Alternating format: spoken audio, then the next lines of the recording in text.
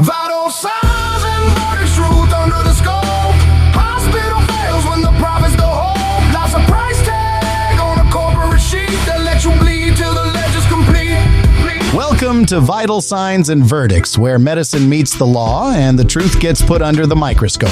I'm Liam, a former hospital administrator turned whistleblower, and your host. I'm joined by our panel. Hope, a former surgical RN who lived through her own systemic failure. Pete, who holds a doctorate in psychology and helps firms pick juries for high-profile cases.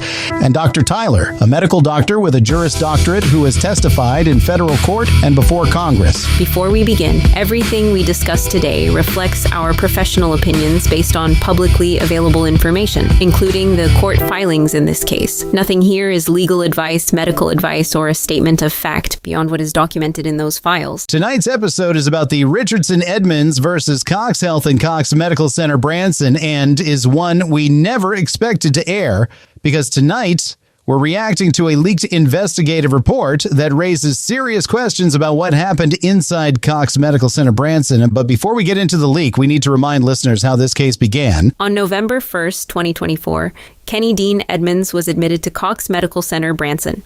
He was alive. He was having difficulty catching his breath. He was scared, but he was fighting. Over the next 10 days, he received a series of medications that multiple experts now describe as dangerous, excessive, and incompatible with his cardiac condition.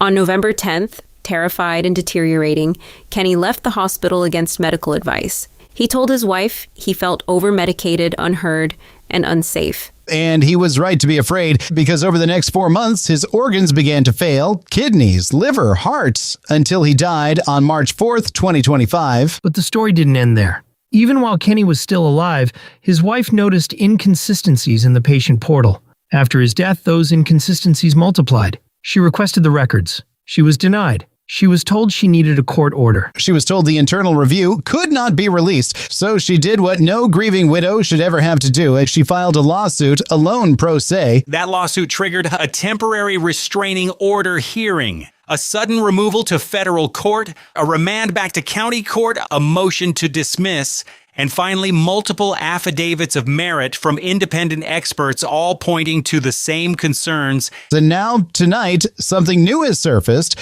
a document Cox never expected the public to see. A confidential investigative report has been leaked to our panel, a sworn affidavit from a highly qualified internal medicine specialist, someone board certified, actively practicing, and experienced in critical care pharmacology, has been leaked to our panel. This expert reviewed all three versions of the Cox records, the VA transmitted data, and the patient portal exports. What they found is deeply troubling. The main findings.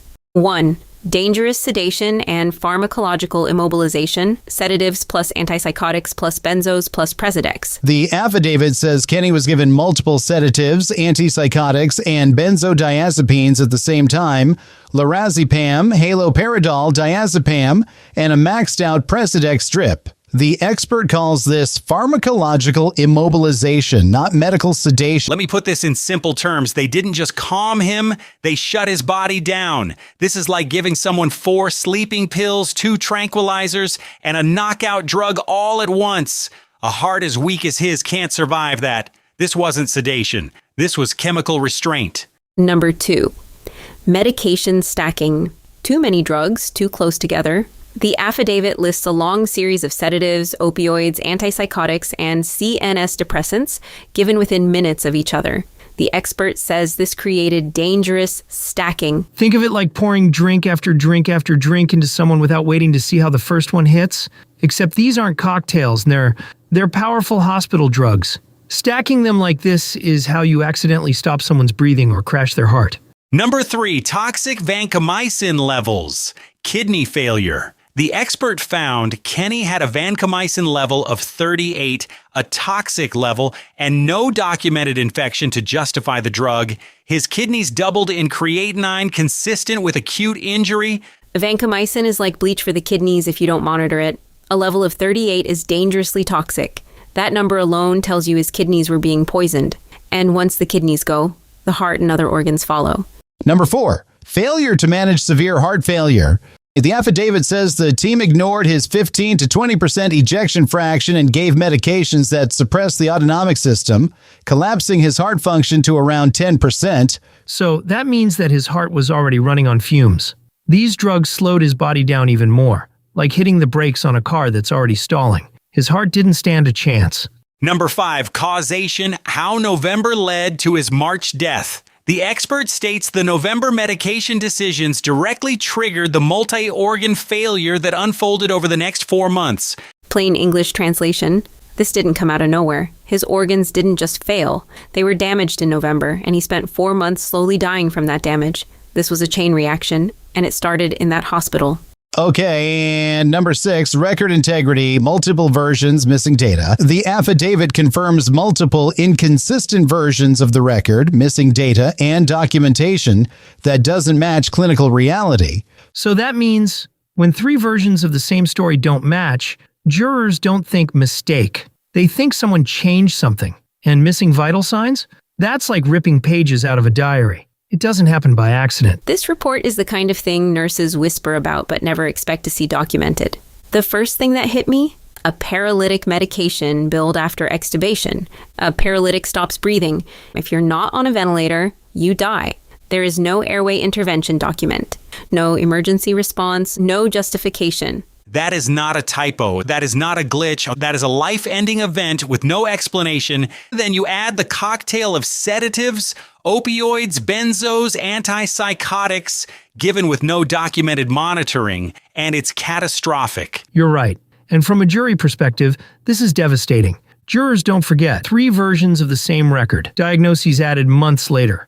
Vital signs that existed in the VA version, but vanished from the Cox version, billing that contradicts the chart. And Pete, this leaked information also states that there are not 1, but 2 whistleblowers ready to testify who were there and saw and heard what was going on during November 1st through 10th in 2024. Well, in Liam, this isn't messy charting.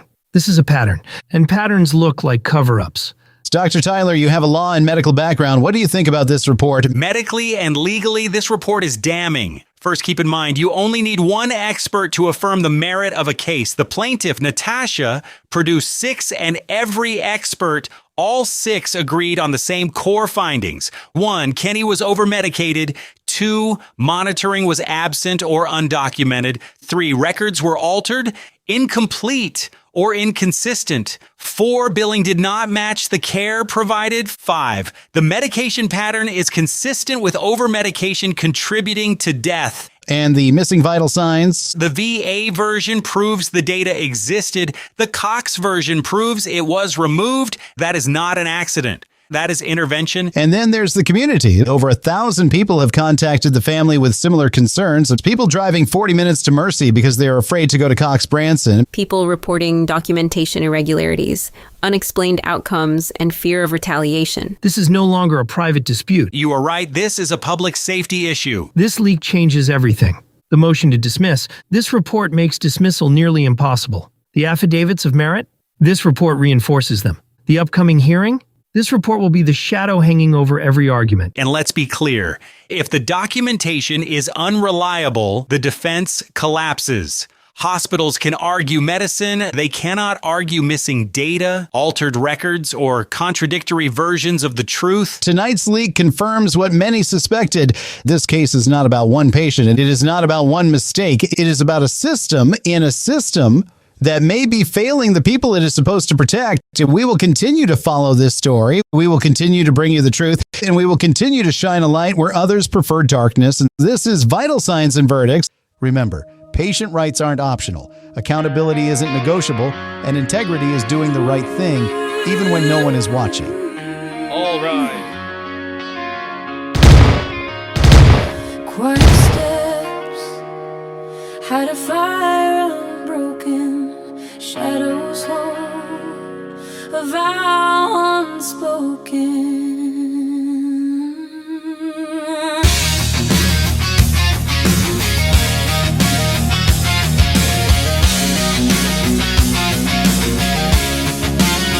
I walked in quiet, they thought I'd stay that way. Just a widow in the shadows with too much on her plate, but I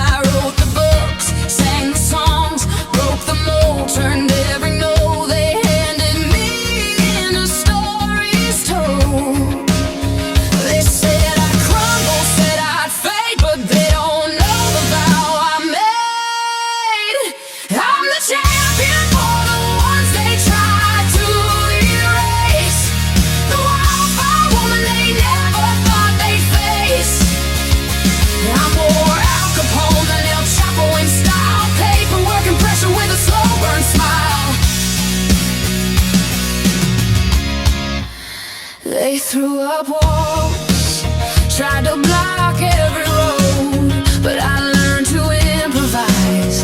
That's how legends explode. Got a petition in my pocket, voices rising behind, and the whispers turn to thunder when the truth aligns. They said I'd falter, said I'd bend, but they don't know how far I'll go to defend. I'm the champion for the ones they tried to erase, the wildfire woman they never thought they'd face.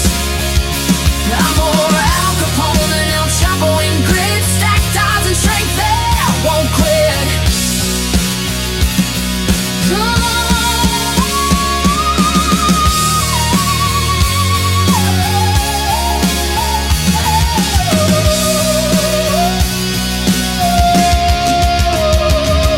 Thought I'd break without a lawyer by my side, but I learned the rules, flipped the script, turned the tide. Every obstacle they built became a stepping stone. Every silence they forced became a megaphone. They said I'd stumble, said I'd fall, but they don't know the height of my call.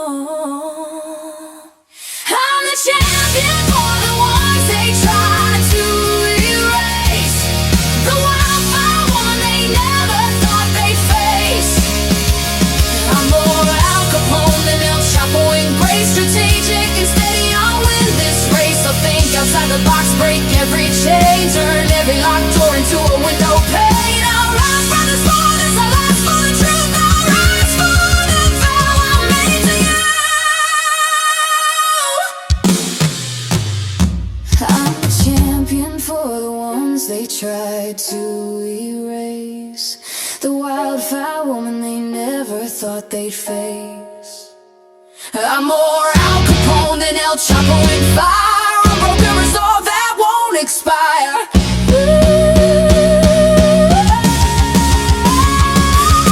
I won't stop till the silence speak. My vow will echo strong and sleek.